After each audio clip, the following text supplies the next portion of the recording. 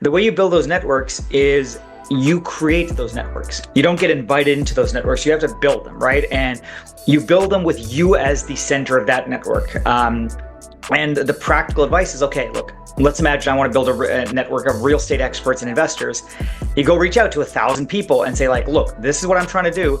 And guess what? 950 of them are going to say no, but 5% are going to say yes. And of those 5%, 50% of them are going to be useless, but 50%, that's 25 people, is going to be pretty good. But to achieve those 25 people, you have to reach out to 1,000 qualified people. It's very much like sales. It's a volume game to build networks. Ladies and gentlemen, welcome to the Brendan Ecker Influence, where we dive deep into the minds of industry leaders, innovators, and game changers who are shaping the world of business and beyond.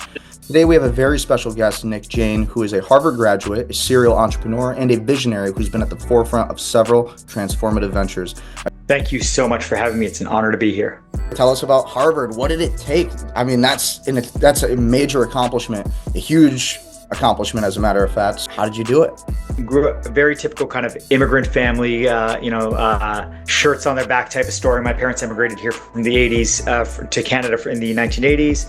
Grew up middle-class farm town kid.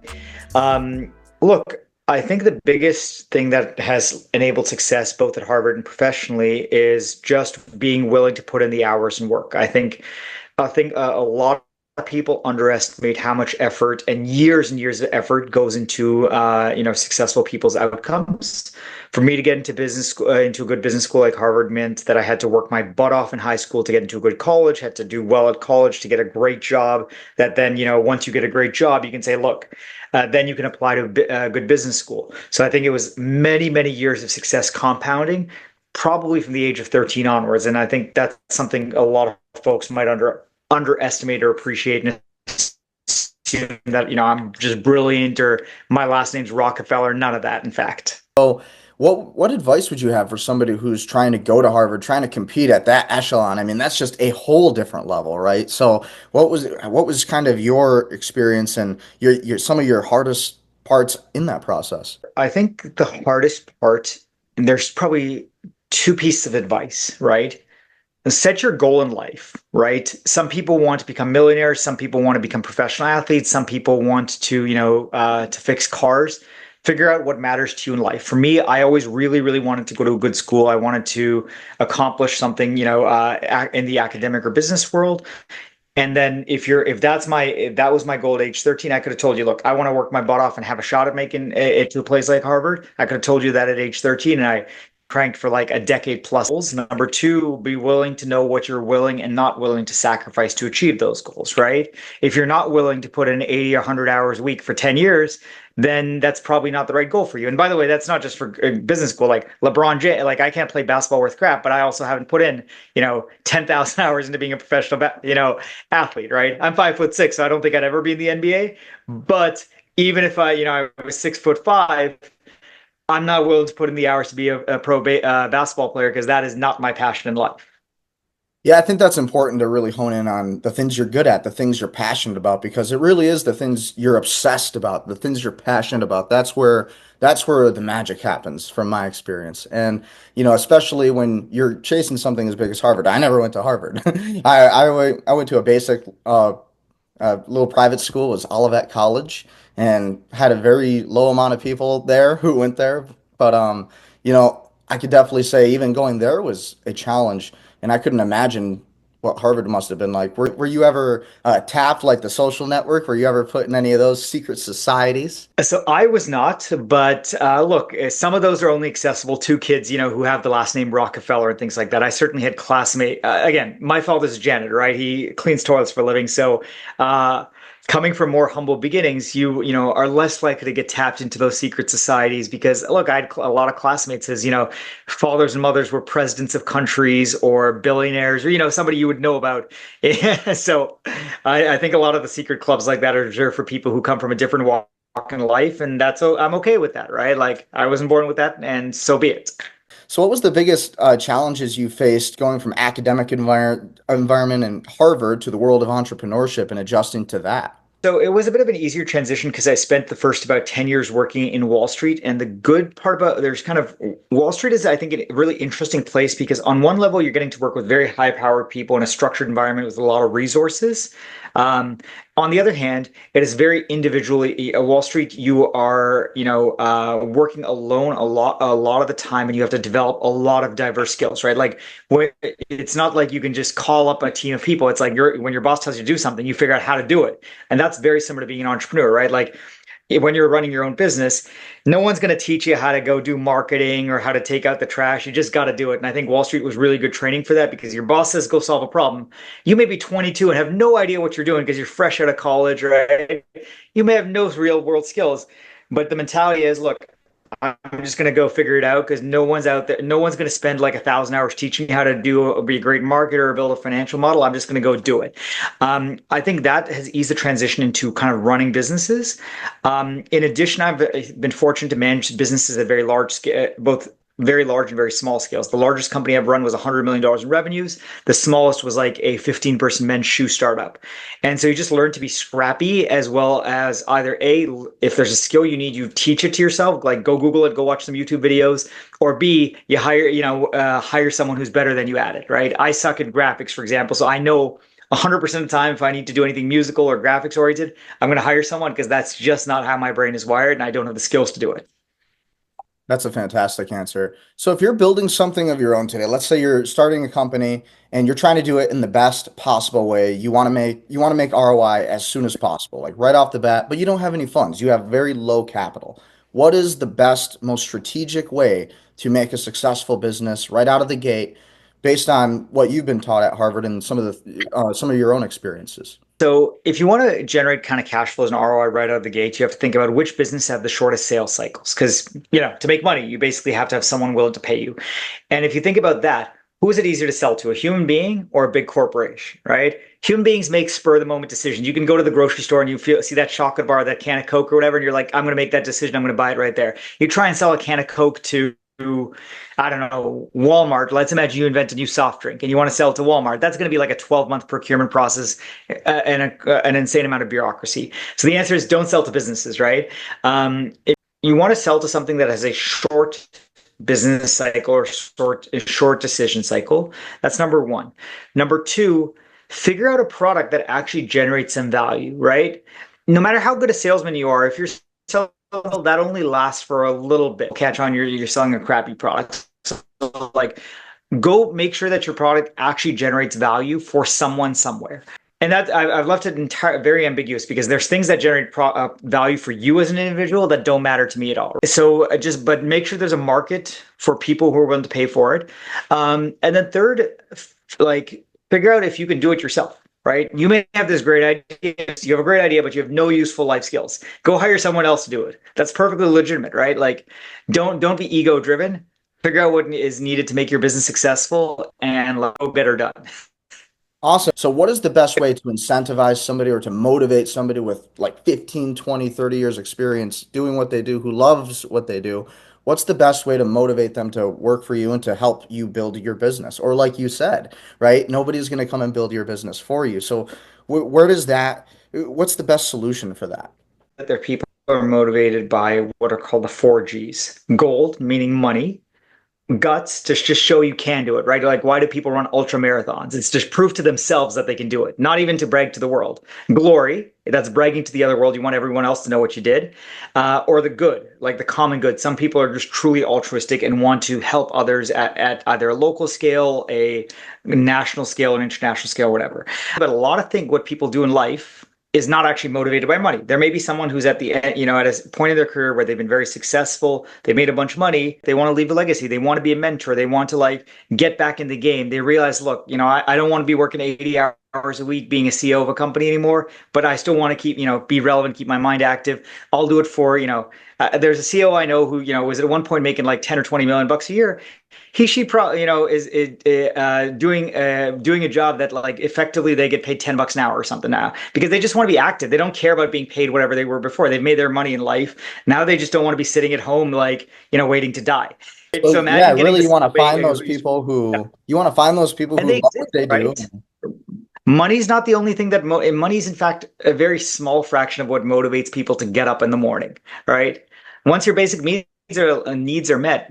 Most of what you do in life, most of what I do in life is not motivated by money. Like I go play poker because I don't, and not because I want to make money, but because I enjoy playing poker, right? Yeah, I actually have a mentor, and he's a bigger personality. I'll just say he went to Vanderbilt, and I was asking him, I'm like, how'd you make it work? And he's just like, my lowest product was like $600,000. And now he had run like his own agency sort of thing, and he was kind of he was essentially at the head of the entire movement for social media marketing and things like that. So he had gotten a large part of the market share. But what do you say about that? What is like working today? So like marketing is super saturated today, right? Maybe even SaaS could be saturated.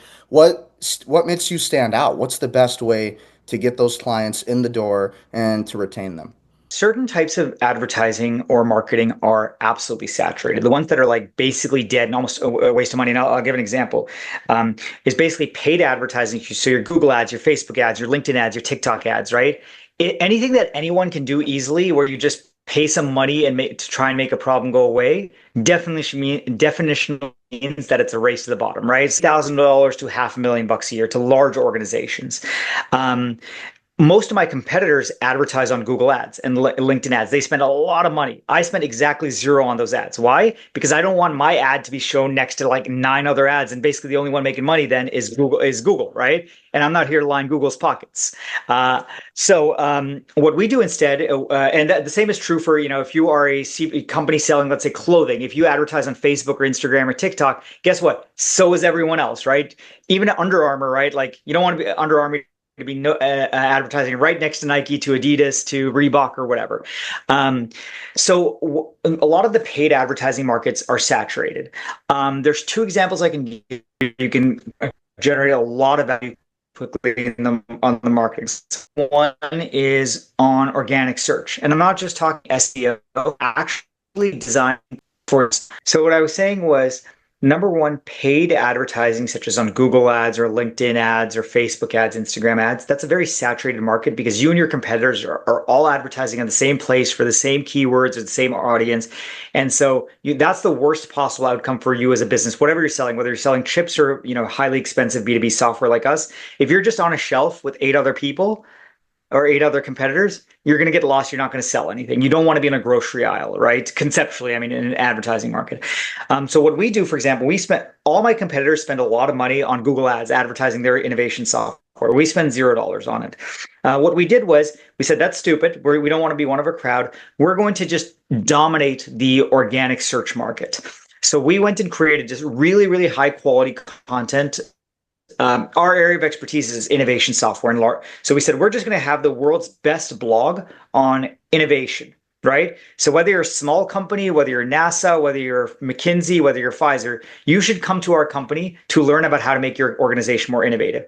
And our blogs don't even mention our company name. The only way you'll even know it's hosted by us is anyone in the world who wants to learn about innovation just will come to us because we are by far the best. And that cost us, I don't know, $10,000 or $20,000 to accomplish.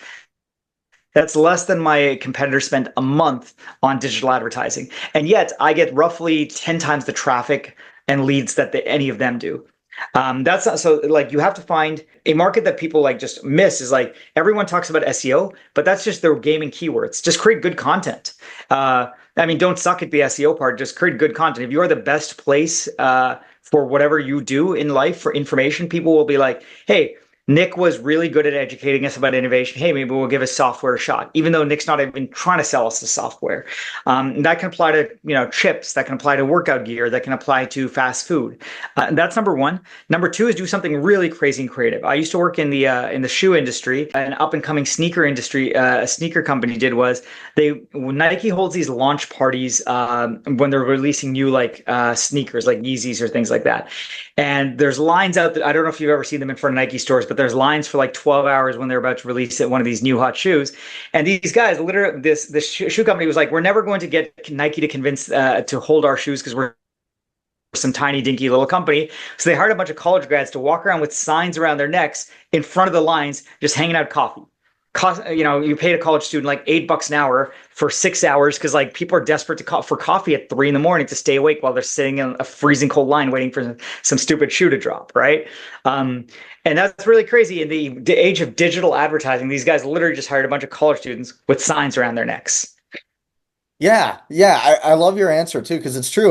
What's fun? I'm like, okay, what works for Elon Musk? What does he do? And then I'm like, oh, he doesn't really advertise. He just basically creates a great product that's so exceptional that it just you can't help but not look at it. We're gonna put it in your brain and it's gonna read your mind and essentially be able to make you walk again and see again if you're blind. Like that's crazy. That makes a lot of sense, and it goes back to what you're saying. Create a great product over trying to follow the leader when it comes to the advertising part and whatnot. Create a great product. Marketing is supposed to be, good marketing just lets people know you exist, right? Bad marketing tries to convince people to buy a crappy product. And I think too many companies have a very mediocre product that they spend a lot more on marketing on. Right? The classic example is perfume companies. Perfume companies spend very little money researching and making a perfume, but they spend an insane amount of money hiring celebrities to convince you to buy that perfume, right? Or same with Very whatever true. fancy watch you see in airport ads. It's very true. Yeah. Yeah. You look at a lot of the advertisements. What was it? It was Lamborghini. They said, we don't run television commercials because our target audience isn't sitting around watching television. I'm like, wow, that hit me hard. That's really insane though, because, that's a very effective advertising campaign in itself because of how powerful and profound that is. So where do Yeah. you think, Well, yeah, I've never seen a Lambo for that. I've never thought about that, but even in the Financial Times, right? I don't think I've seen a Lamborghini. If Financial Times is aimed at a very affluent audience, I don't think I've ever seen a Lambo ad there because, like, you don't want that stuff sold to you. You just want to go to a deal. And I'm not a car guy, by the way, at all, right? I drive a Kia Rio. Um, but I certainly don't want luxury goods advertised to me. If I want them, I will go get them. it's just wild, it's wild. Where do you think's the best place to find a good network of people, right? So let's just say you know nothing. You know nothing about business, whether it be real estate, whether it be, doing what I do, more marketing, software, or whether it's just a brick and mortar business. What's the best way to find the networks? What do you think's the best way? Have you ever heard of that old Groucho Marx quote? I wouldn't want to be a member of any country club that wants to have me as a member. Yeah, I have. I have heard that quote. Okay, so the idea is like, look, any club that's inviting you is probably beneath you to be in, right? It's like I get ads for joining some real estate investor clubs all the time. I'm like, if they're inviting me and I know nothing about real estate, they clearly are just terrible at what they do, right? You want to be invited to the clubs that you don't get invited into, right? You want to go to the Met Gala or whatever your passion life is. So to answer your question, like you don't get invited into those groups because if they're good at what they do, they don't invite you. You have to earn your way in. So the way you create those networks, if if you know you're not going to get invited till you've already made it, at which point, if you've already made it, you don't need to be invited in those clubs anyways. The way you build those networks is you create those networks. You don't get invited into those networks. You have to build them, right? And you build them with you as the center of that network. And the practical advice is, okay, look, let's imagine I want to build a network of real estate experts and investors. You go reach out to 1,000 people and say, like, look, this is what I'm trying to do. And guess what? 950 of them are going to say no, but 5% are going to say yes. And of those 5%, 50% of them are going to be useless. But 50%, that's 25 people, is going to be pretty good. But to achieve those 25 people, you have to reach out to 1,000 qualified people. It's very much like sales. It's a volume game to build networks. It's like dating, right? You don't get married to the first man or woman you meet. You probably go on 1,000 dates over the course of your life. How did you build your relationship network with your spouse? Through basically a lot of kind of experimentation, meeting people, going on dates, not getting second dates, whatever it is. Building a professional network is no different. You reach out to a lot of people. As I try and build networks with other tech CEOs, I reach out to a lot of them. Most of them don't even respond to me, even though I'm a fellow tech CEO. They don't respond. But guess what? A small proportion of them do. And I've, as a consequence, been able to build networks with like the CEOs of billion-dollar companies that I just cold reach out to and said, look, I'm trying to build a network here. Give me some advice. I'm young. I'm stupid. Help me like get to where you are in 10 or 20 years. And most people say no. A couple say yes. And I think what you said there too is a big part of it is humility, right? Like the volume, of course, and the hustle and doing that part of it, but also it's the humility and willing to admit, like, hey, listen, I know nothing. Tell me how to do this, right? I've had a couple mentors who have taught me very similar things. The things you're learning, spend 12 hours, lock yourself in a room, YouTube it, and learn how to do it. So like when I was first learning how to run Google Ads, I'm like, how do you do this? This makes no sense. And my mentor's just like, lock yourself in a room for 8 hours and look it up on YouTube, shut the lights off, and just do that all day and shut your phone off. I'm like, okay. And I did it and it worked. What a concept.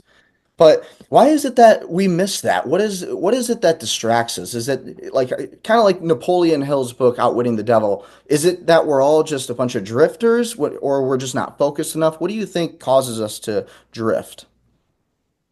I think this is so. I think a lot over the last 10 or 20 years, as cultures have shifted, I think we have begun to undervalue like formal education. And formal doesn't mean going to college, but just like sitting down, reading a book to learn something. We all assume that it is easy to do something or that people are born with natural gifts. And certainly there are people born with extraordinary natural gifts, but you don't become like a PhD in physics just by being brilliant. You have to spend a crap ton of time like studying textbooks and studying the last 300 years of Sorry. physics. Does the same thing. Don't worry. I'm kind of terrified she's going to do so Please now that continue. she's but that's number one. Like what you said about locking yourself in a dark room, that's not how people think of learning. Learning is supposed to be easy. It's supposed to be like candy, right?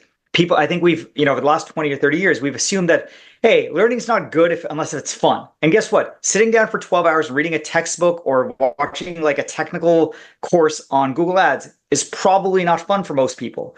And yet, we've been taught in school, like if it's not learning, if it's not fun, it's not worth doing. No, no, no. There's lots of things in life that are worth doing that are really tough and boring, and yet they're worth doing.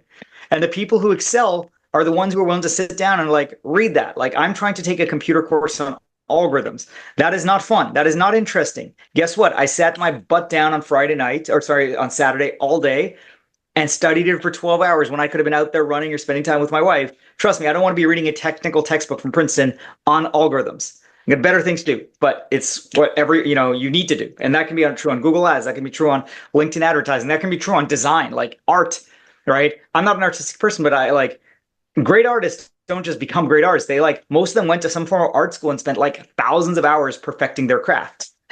Absolutely. Yeah, like Dave Ramsey said, reading is leading, and I like that you mentioned that how important reading is. What are some good books that can really guide a new entrepreneur in the right direction? And if you wanted to get them right, like the fastest route to understanding this entire like the mindset of it, the technical aspects of it, the like everything together, what are like few good books that you would highly recommend?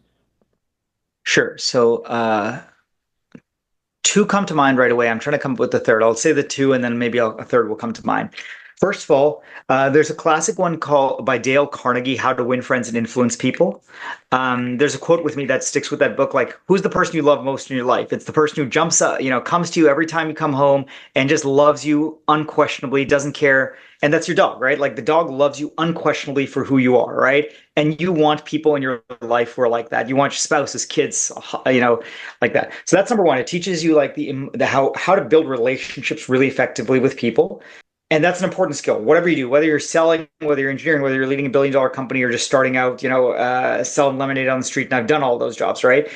You have to know how to kind of win friends and influence people. So Dale Carnegie, that's like 100-year-old book.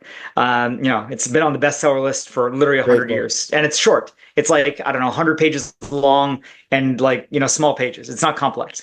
The second one is a more technical book. It's a book that I personally love. It's called Valuation by Aswath Damodaran. He's a professor at NYU. This is a book that's like a thick, meaty, heavy textbook. It teaches you how businesses make money.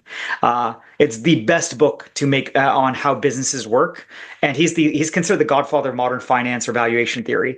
Right? So it's a technical book. You need high school level math to do so. You don't need advanced calculus, but it's not a book you can read while falling asleep. Right? You need to like sit there in a room, have pen and paper, and be able to like do the math that he's asking you to do. Those are the two that come to mind immediately. There's a third one that comes to mind. Third would probably be like less a book and more like go take a technical course on Coursera or Udemy or something on some form of marketing. That's a very quickly learnable skill. It's easy, it's digestible. When you come out with some really useful skills that you can start using the next day to make money. It's just so important to be a learning machine. I think that's definitely a key to this entire game because, like you said before, being an entrepreneur, you have to control your own paycheck, you control everything. right? How important is that? And, what is the thing that allowed you to stick to it without giving up, without quitting, without letting all the white noise around you just get to you? Look, I'm a human being. I have good weeks and bad weeks. There's some weeks where I just feel like demotivated, the world is crappy, we're not selling anything today. I'm sleepless, whatever. And it could be because the weather sucks. It could be because I had a terrible week last week at work, right? So there's going to be ups and downs in every journey, right? And that could be determined by your own, hormonal balances. That could be determined by sunlight. That could be determined by like, the markets had a rough week, whatever it is, right? So don't assume that stuff will always go right. For me, and it certainly hasn't, right? There's weeks, there's months where I'm just entirely demotivated and do crap. And then there's other months where I'm just like on it, on my A game. So I'll say two things. Number one is when you have those high periods, when you know you're on your A game, focus on that. Go just get when you are performing at your peak performance, go get as much out of you as you can during those peak performance. I'm just in the zone, not distracted. That's number one. Make sure you are whatever you're doing is part of a process you believe in. Because if you don't believe what you're investing right now is going to pay off, at some point you're going to get demotivated. I know that like if I just grind and talk to a lot of people for sales conversations, or if I write a ton of code or whatever, I know I will get the output. So I never have to doubt myself. But I know that process works. It's something I've been doing for 10 years. It's something that, salespeople have been doing for 1,000 years. I know the process works. I never lose faith in the process. It's just like, look, sometimes the process has shittier weeks and sometimes good weeks. So you have to have faith in your process, whatever it is or whatever you're doing. Number three, remember, celebrate your successes. Remember, just because this week sucked doesn't mean like go back and think about, hey, a month ago it was awesome, right? Or you got to ride those highs and remember those highs. I think that what a lot of people do poorly is when something good happens, they're like, okay, great, let's pop a bottle of champagne, and they forget about it rather than realizing the great feeling of that victory that comes and using that to fuel your, next low period in life. Yeah, and it is those dopamine rushes, right? When we see a little bit of success and you're like, "Oh my God, I just made $40 off this book I'm selling or whatever it might be." And it just that was when it changed for me. I was like, "Whoa, this is like scary. Is this legal?" Because I came from this world where I was like a farmer. I was in asphalting, just a lot of hard labor jobs, and then went to a police officer, right? So a lot of my life was just so structured in that 9 to 5. And I learned quickly how important it is to actually be a leader in that sense of being an entrepreneur because it does allow you a little bit more flexibility and freedom. So, what would you say to the 9 to 5 employee and why it is important, even if they're happy at their job, which is great? Why should they really learn about this world of entrepreneurship and kind of being in control of your own destiny? So I would say a few things. It goes back to what you want in life, right? If you want absolute stability in life, 9 to 5s are great. You get great benefits. You know you're going to get your salary at the end of the year. You can support your family. Both my parents chose that, right? Like they were immigrants. They wanted to have a nice, stable life so they could provide a foundation for me and my younger brother to have, to take more risks in life. Other people want other things in life, right? They want to be famous. They want to make money. They want to work their own flexible hours, right? Entrepreneurship, while it offers greater risks, it also offers A, greater flexibility, and B, greater rewards. And those rewards are not just monetary. I don't think Elon Musk is doing it for the money anymore, right? He's the richest man on the planet. He's doing it because he wants to be the guy who's remembered 500 years from now as the guy who took us to Mars or, cured aging or whatever it is that he's working on Definitely. these days. Like whatever that great reward is, right? He doesn't need to start his next business, right? He's run however many, billion-dollar businesses at this point. So that's why I think it's important, right? If you truly just want a nice stable job, which nothing wrong with that. 90% of people like work 9 to 5 jobs, my folks included, then that's good. But if you want the chance at greater flexibility or greater rewards, you have to be willing to accept the greater risk that comes from entrepreneurship. For a lot of people, that's really exciting. Even if you make less money or have less reward, that flexibility itself, it has a lot of value for people. What really got me into it too is, I'd started reading Rich Dad Poor Dad. That was kind of the first book that really got me on the course of Mhm. entrepreneurship and just completely changed my mindset, everything. Like just turned on a completely different switch. And I learned very early on that, wow, this is a very beneficial career if you can make this work. You can actually build a pretty good life. And you also don't have that capped income, which is also important.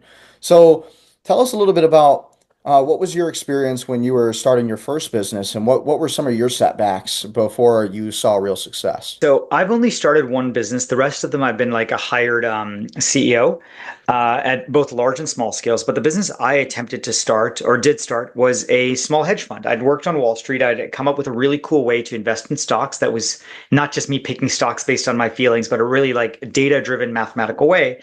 And I'd done this very successfully at scale for somebody else. And I said, look, why I'm the guy who came up with this idea. I know how to do. I'm doing all the work. Why should I not go start my own company and try and make it scale it? So I raised a small amount of capital, right? I literally called up, thousands of rich people and said, "Hey, I want to start a hedge fund. Can you give me a little bit of money to get started?" Again, 99% of people said no. A couple guys said yes and gave me a shot. So I think and that failed, by the way, right? Like it was interesting because from a objective returns perspective, I was doing well. There's this platform called SumZero which ranks hedge fund investment ideas. I was ranked number one on the planet for like 12 months, which is really beating out 20,000 other professional investors. But yeah, I wasn't able to raise enough capital or scale the business. And part of that was I was not a great salesperson. Part of that was I was too young and didn't have the relationships. Part of that was I didn't have the brand names behind me. But that failed. And that sucked, right? Because I was like, okay, my product is actually really good, but I'm unable to turn the product into a business. And that's reality. Again, it could have been wrong timing, bad luck, or it could have been failures on my part. So the learning coming out of that is like, look, well, there was two things. Number one, I took that risk in a way that made sense for me, where I knew even if I failed, I'm not going to die starving on the streets. And number two is that I have come out of that with a learning that, look, if I'm ever going to do this, I need to think more about the business aspect of it rather than just having a great. Wow. Yeah, it's super simple, right? But most people wouldn't think about that. So with a hedge fund, for example, what does it take to get started? What makes a hedge fund successful? What causes somebody who's super wealthy to say, "Yeah, I'll help you out, kid," and invest in your business? Sure. So I think a few things, right? Number one is well, look, actually, I learned this the hard way. I think when people are talking about their money, it is often an emotional decision rather than a rational decision. I think I had made the incorrect assumption that people think about money rationally, that it's a number on a page and you're thinking about maximizing your returns. Turns out people, whether you're poor or rich, most people are really bad at managing money and are thinking about how to manage money. Even financial professionals often violate well-known principles of how you should manage your money. And so I think the big kind of thing that for hedge fund world would that the realization like how to convince people to give money, it's you make a deeper emotional connection with them rather than try and sell them a better product. And again, I was not mature enough or skilled enough to do that effectively when I tried to. It's really cool to hear you talk about this too, especially somebody coming from Harvard and it's such a prestigious background. In terms of Harvard, what were some of the big things that you learned that most schools just won't teach you? So again, just to be clear, I went to the business school, not to the undergraduate. So a little bit of a different atmosphere than, an undergraduate university there. Um, I think one of the things Harvard does really well, I think from a content perspective, the business school was terrible. We didn't actually learn very much there in terms of like new knowledge. Um, but one of the things they did really well was they forced you to practice speaking and articulating your views effectively to other people. So the way Harvard Business School works is the professors don't teach you real content. Students basically debate against themselves or against their peers. And what that forces you is, look, if you're surrounded in a room of very, very smart, motivated, type A people, and you are forced to continuously speak both on areas where you know a lot and both on areas where you don't know a lot, and you're forced, like people who may not know about finance are still forced to talk about finance. It forces you to, number one, get a base level of understanding in everything. So you're not stupid at anything. You get a base level of competence in everything because you just don't want to sound stupid in front of communicate clearly and succinctly. And number three, it tells you how to have communicate effectively. There's the content of your communication, but then the emotion or impact of your communication that's important too, right? And I think the HBS forced you to learn that really, really well because you did for 2 years. That's all you did. You just debated and made speeches, and so you got really good at communicating views effectively and defending them against people who may be skeptical of your views or have been asked to take the opposite perspective. And in terms of the future of America, is where do you think we're heading? Where do you think the US dollar's heading? What do you think's coming? So I have no idea on the US dollar. I don't dabble in Forex markets, never, no idea on that, right? I can offer you a theoretical answer, but that's not useful. This European Central Bank is going to cut interest rates because the Federal Reserve just cut the interest rate 2 weeks ago. What that means is that when the European bank cuts their interest rate in a couple of months, then the euro should fall in strength versus the dollar, according to economic theory. But that's something markets know, so you're not going to make money off that. For America, look, I'm an immigrant. I only got my citizenship about a year ago, right? I've been here for 20 years, but got my citizenship a year ago, went through the entire process. So I'm proud to be here. I think America is a really unique place where the American dream holds true, where a poor immigrant kid whose parents don't speak English can grow up and like go to good schools or run companies. That's really unique about America. That's not true almost anywhere else in the world, right? Like the American dream is alive and well. You got to work hard to do it. The second thing that's really cool about America is we appreciate ideas here, right? Good ideas, regardless, of where they come from. You see, like all these CEOs with funny accents, right? People don't care if they were good at what they do. You succeed here. Number three is we reward people we reward people here, right? Whether that be in terms of money, with Hollywood fame, whatever it is, we reward people really well here for contributing to society. The big challenge for America is, I think over the last 60 or so years, America has been the predominant hegemonic power in the world. There was America and then there was no one else. Everyone else was second tier. I think today, Americans are, having to deal with a more competitive global economy, right? You're not Americans competing just against Brits. You're competing against Indians, Chinese, Vietnamese, Australians, Nigerians. And that global economy means that both America as a country as well as Americans as individuals need to be willing to be more competitive. Because 20 or 30 years ago, you only had to compete against the 300 or 250 million Americans in this country. Today, if you're an American, you are out there competing for jobs, for talent, for capital, for money, for products against 7 billion other people who are smart, who are hungry, who want to win it. The Chinese companies want to sell products too, right? Just as much as American companies, the Indian companies, the Australian company. And what that means is, like, we just got to be a lot hungrier and more competitive than I think we've been used to for the last 30 or 40 years. But again, we have these unique advantages where we are the only country in the world, I think, that truly creates opportunity for those who are willing to work for it. The American dream is truly alive and well, and I think people underappreciate how powerful a force that is. That's why everyone wants to move here, right? Because we create opportunities. And is there anything else that you'd like to promote? So look, I run a B2B software company. My software is 100% free for anybody less than 100 people. So whether you're a solopreneur with a Gmail address or a small hardware store or a 99%, mid-sized software company, I would love if you come and try out our product. It is the best-in-class innovation management software. So you can think of it as a notepad for your ideas, or if you're a large organization, it helps you figure out what your new marketing campaign should be, or what your new product feature should be, or what new color sock you should make, whatever it is. It helps you manage a portfolio of ideas really effectively.